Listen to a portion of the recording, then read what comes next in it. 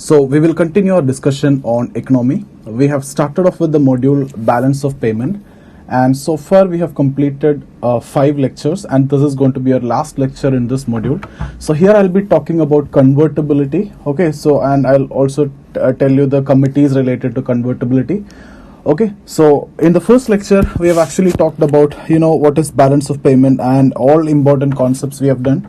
Second video we have actually talked about balance of payment, indicators of balance of payment, and some concepts like the forex reserves, and then external debt, service ratio, sovereign wealth fund. All these things are done. Okay, so third video we have actually talked about exchange rate systems. So there we discussed about 5 different exchange rate systems, and then I have told you which exchange rate system is actually followed by India, China, etc. Okay, and then we have in the fourth video we have talked about the reason or the causes of depreciation of rupee from 2011. Okay, and we have discussed almost all the reasons over there, and we have also discussed about various government measures related to this depreciation.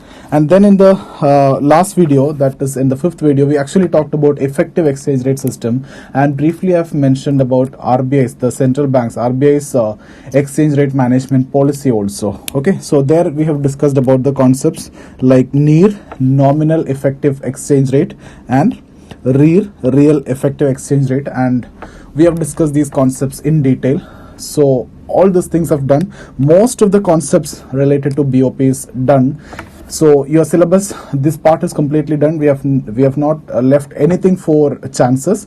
So if you have any doubt in any of these videos, or if you haven't seen any of these videos, you can just join this Telegram channel. This is the Telegram channel which I have created for sharing my videos. Okay, so you'll get all the videos over there. If you have any doubt, you can get in touch with me through this Instagram ID. Okay, so let's get started with today's session. I'm going to talk about convertibility here. So let's talk about convertibility. So let me write down the definition first, and then I'll go for the explanation part. Okay, so what do you mean by convertibility? It is a situation in which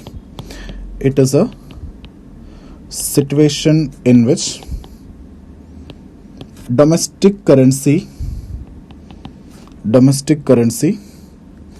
can be converted into a foreign currency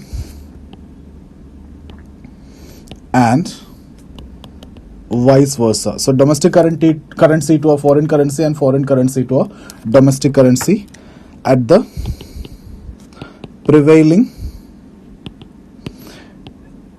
exchange rate without any government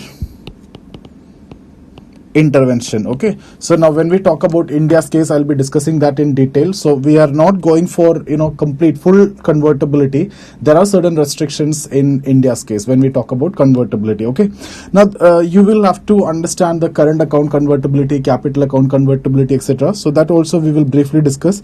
But before that, we have already started off with this balance of payment, and then I have discussed about what is current account, what is capital account, etc. So for a quick recap, I'll tell you what is that.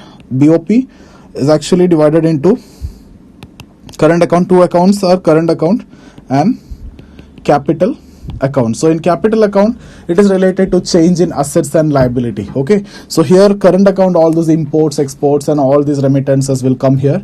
So current account is further divided into 2. One is trade account, and here you can see export of goods and import of goods. Okay, so export and import of goods, not services. So since it is goods, we can also understand this account as visible account, only visible items, or merchandise account. Here invisible account. So here there will be export and import of services, export and import of services, and some current transfers like transfer receipts and transfer payments, the gifts, grants, foreign remittances, everything will be coming here. Okay, so current transfers. So this is what your current account. Okay, now when you go for capital account, all those things like a foreign investment, predominantly 2 types. We have already done all those anyway, FDI and PFI. The video separately we have done for FDI, PFI. You can just search in Study IQ itself and you'll get those videos. And then ECB, external commercial borrowing, the private companies borrowing from abroad, and then NRI deposits, okay, and external assistance. Okay, so here we have talked about grants here, so here I am talking about loans, etc. And then if you are buying or selling assets abroad, okay, all these things will come in capital account. So having understood what you mean by current account and capital account, now let's try to understand what you mean by current account convertibility and capital account convertibility. So let's move for current account convertibility. Okay, so first let me write down the definition, then we'll explain this. So it is the freedom to convert domestic currency into a foreign currency, just like what we have written before, foreign currency, and vice versa, with respect to, in respect of current account transactions. So what all transactions which are happening here, can you go for convertibility? That is actually the question. Can you convert domestic currency into foreign currency or foreign currency into domestic currency with respect to the transactions in the current account, with respect to in respect of current account transactions of BOP. Okay, so current account, you understood. So current account transactions is about exports, imports, exports of services, imports of services, and mostly remittances. All these things is what we are actually talking about when we discuss about current account convertibility, whether it is freely or fully convertible or not. Okay, the second one is capital account convertibility. So what do you mean by capital account convertibility? It is just similar to this only, but the only change is instead of this, it will be capital account transactions of BOP. So it will be like this. It is the freedom to convert domestic currency into a foreign currency and vice versa in respect of capital account transactions. So here this part will be the same. Here you'll have to change as capital account transactions of BOP. There is one more definition which you can write here. So that is, it is the freedom to convert. It is the freedom to convert domestic financial assets, because I've told you capital account means it's all about change in assets and liability. Okay, so financial assets means financial assets or liabilities, okay, into a foreign assets or liabilities and vice versa. So this way also you can see here. Now out of this, which one, current account convertibility and capital account convertibility, which one is more risky here? Capital account convertibility is more risky because anytime the money can be withdrawn, right? So that will actually create vulnerability in the economy. So capital account convertibility is actually risky. So these things which we have seen in capital account, anytime this can be withdrawn, so that is going to affect you badly when you are selling the shares in the stock exchange, and when you're taking out the money, that is going to affect you very badly. Okay, similarly all this. So when we say convertibility, there should be full convertibility, or whenever capital account convertibility is there, automatically current account will be there.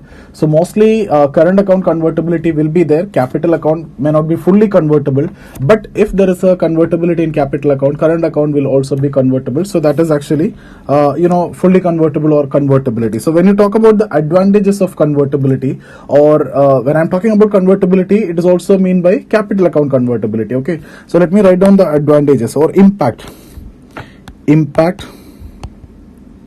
of convertibility. So when I'm saying this, I mean impact of capital account convertibility. Okay, capital account convertibility. So let's see the advantages first.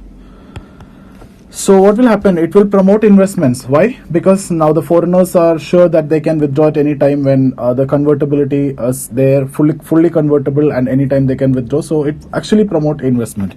So the first advantage that you can write is it promotes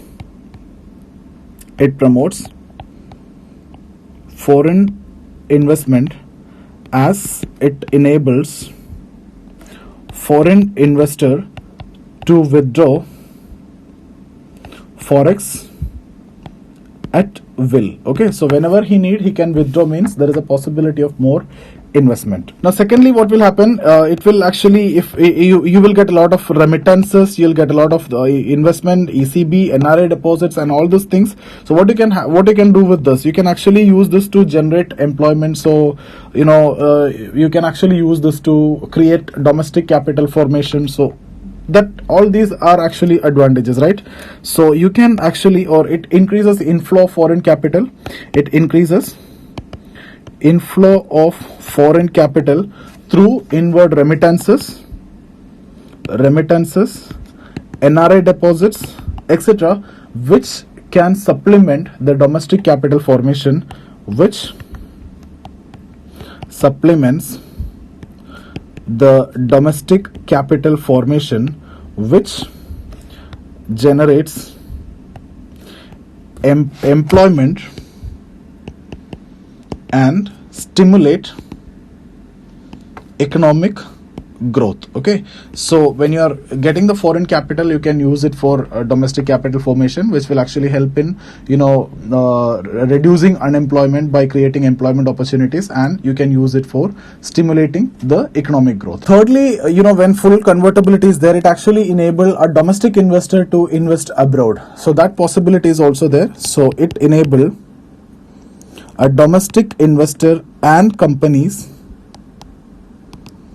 to invest abroad. Okay, so this is another advantage. And next advantage will be a domestic company can borrow or take loan from abroad at relatively very cheap interest. So it's like ECB and all, you can go for it. Okay, so it enable domestic firms to borrow from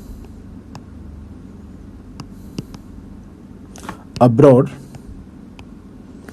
at relatively lower rate of interest. Okay, so relatively lower rate of interest. And next advantage, it actually reduces the illegal trade and different illegal financial transactions like hawala, all these things. Okay, so that also you can write. It reduces the scope of illegal trade and financial transactions like smuggling, hawala, etc. Okay, so these are the advantages. Now we have to discuss about the disadvantages also. So when you are getting this question in mains, convertibility related question is possible in mains, it is there in your syllabus. So you need to know the advantages and disadvantages. So disadvantages, the main disadvantage will be the flight of capital. Anytime they can withdraw the money and they can go with the money, and we will face that. We always have that threat if you go for convertibility. Okay, so the most important one, flight of capital. That means withdrawal of forex in a short period of time. So flight of capital is very important.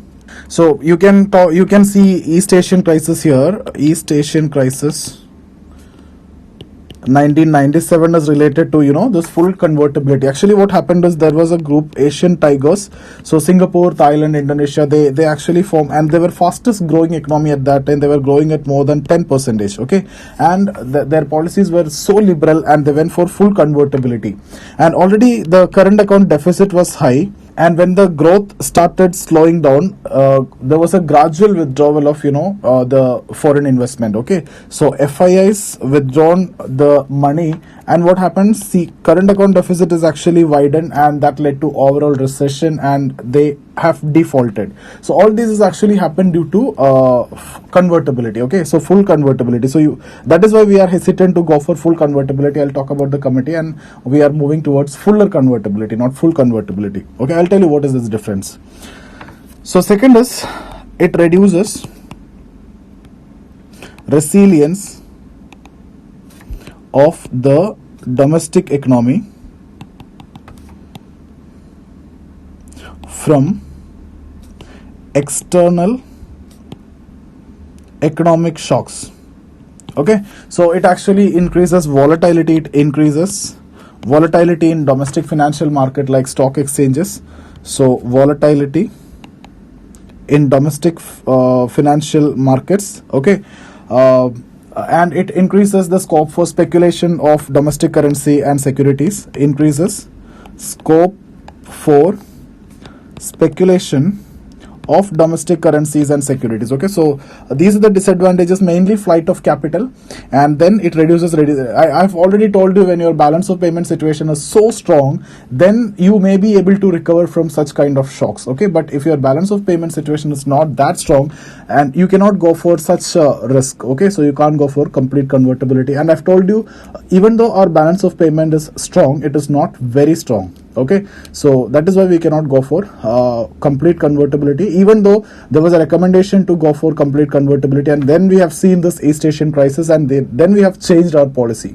Then we are not even thinking about going for full convertibility. Okay, so here these are the disadvantages, but we have seen a lot of advantages here. But above all, so when you're talking about this disadvantage, flight of capital, that is much above all the advantages, because it's a big risk and there may be a possibility that we may default also. Okay, so this disadvantage is actually compromising or going ahead with all the advantages that we have discussed. So what I want to tell you is, if your BOP situation is very strong, then we may be able to go for it, but if not, we can't take this kind of risk. Now we'll talk about introduction of convertibility in India. So introduction of convertibility in India. Okay, so I'll discuss different points here. The budget 92-93 replaced fixed exchange rate system. I've told you till 1991 we were with the fixed exchange rate system, and from 93 onwards we went for managed float exchange rate system. So what was in 92-93 time, right? With the liberalized exchange rate management system, LERMS. This is the first step towards going for convertibility. So till 1991 fixed system that central bank will fix us, and 93 onwards managed float. It is based on demand and supply, but RBI have the choice to interfere, and that's why we call it as dirty float, because central bank can manipulate in the forex market by supplying the dollar. Okay, second point. Now what is it? It was a dual exchange rate system. Under this, 60% of the forex at the market determined, that means floating exchange rate. So 60% is based on floating market exchange rate, and the rest was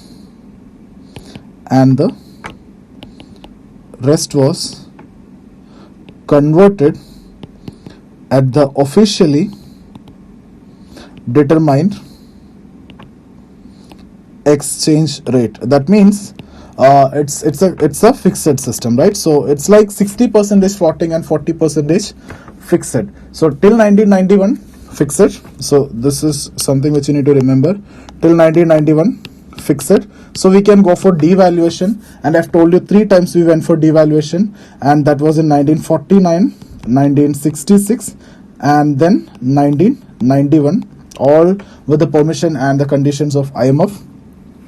Then in 92 we were following LERMS, liberalized exchange rate management system.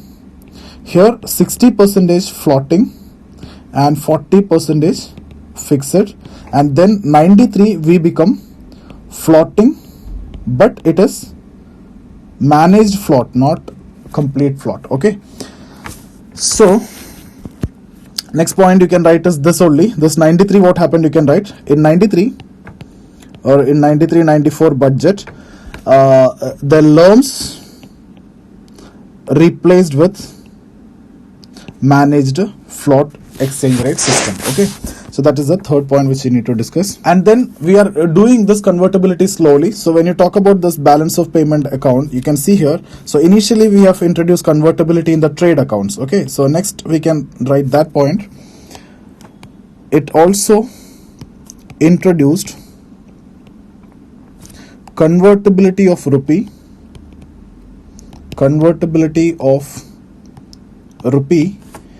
in respect of trade account transactions of BOP. So only trade account, that means not in any other part. In if you see current account, there are two accounts, trade account and invisible account. So here I am only talking about the trade account. Now next is in August 1994. In August 1994, government introduced current account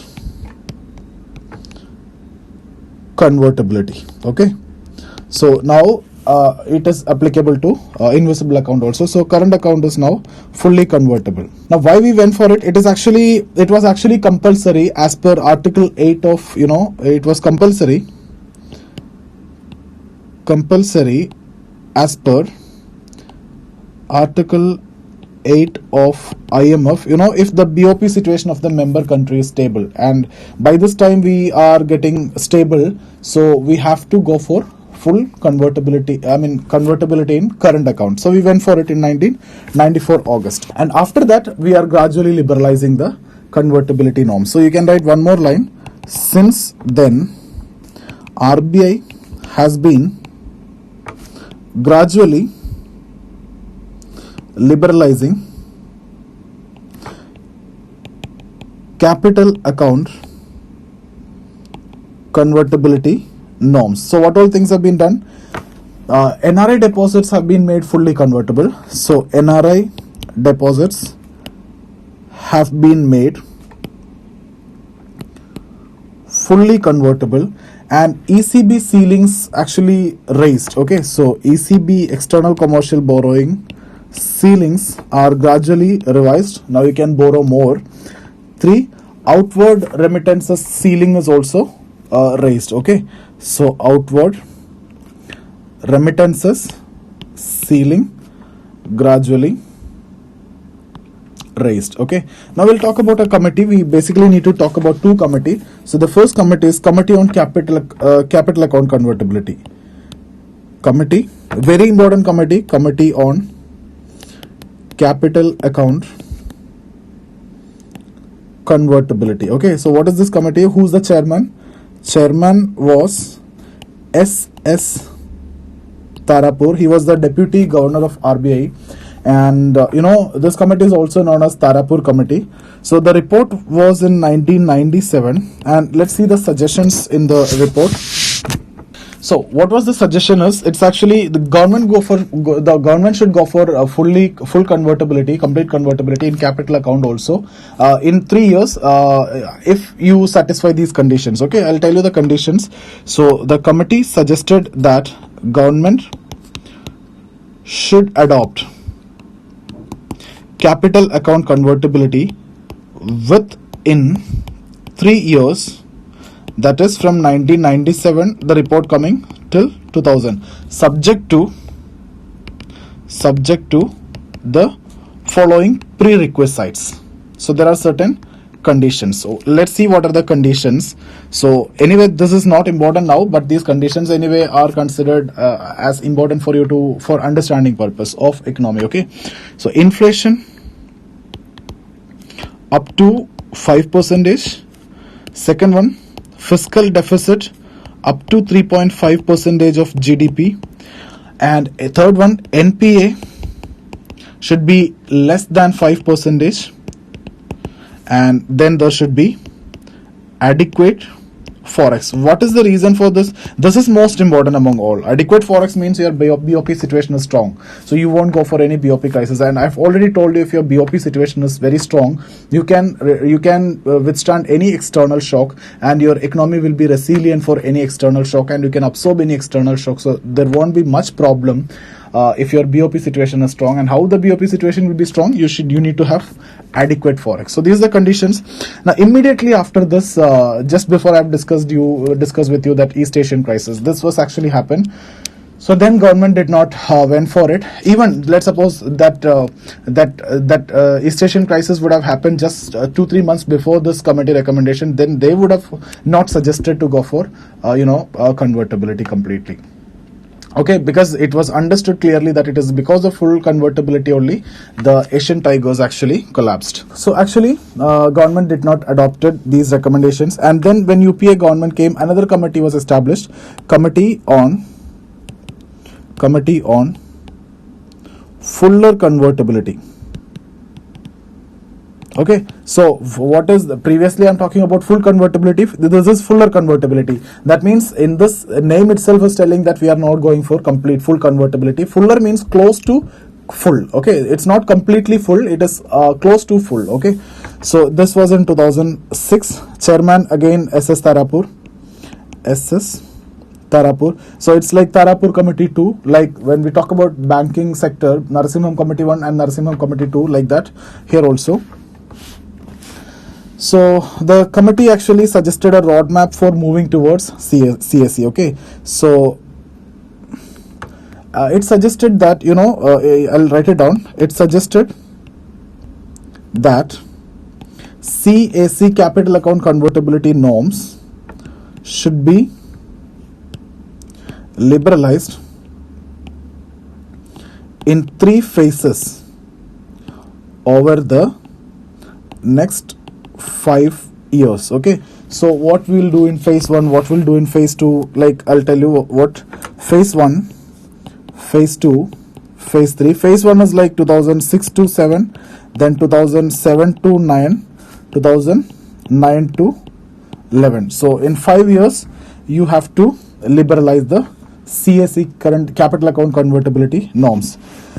So, and for example, like outward remittances scheme, till then it was like $25,000, so it was actually increased to $50,000 here, and then $1 lakh here, and then $2 lakh here, and I think now it is around 2.5 lakh. Okay, so currently it is around 2.5 lakh. So what you can conclude, RBI is actually gradually and cautiously, liberalizing convertibility in current account deficit, and in consonance with the improvement of macroeconomic situations of the country. Okay, so this is about this discussion on convertibility. So we have completed this module, balance of payment. 6 videos are there. This 6 videos will complete this chapter completely. Any